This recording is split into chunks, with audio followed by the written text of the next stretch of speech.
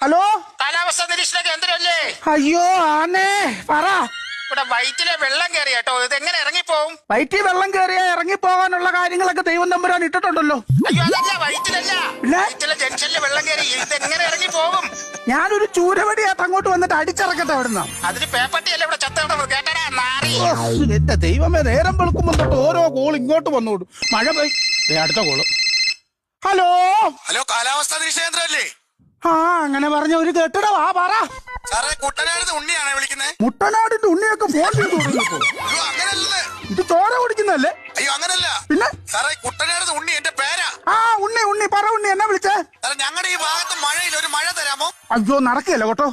ഒരു മഴ ഉണ്ടായിരുന്നു, ഒരു ലോങ് ഓട്ടം പോയി കന്യാകുമാരി പെയ്തോണ്ടിരിക്കുക. നാളെ ഉച്ച കഴിഞ്ഞ് വരുമ്പോ തിരിച്ച് നിങ്ങൾ അങ്ങോട്ട് പറഞ്ഞു വിടാം. എന്നാ പറയുന്നു?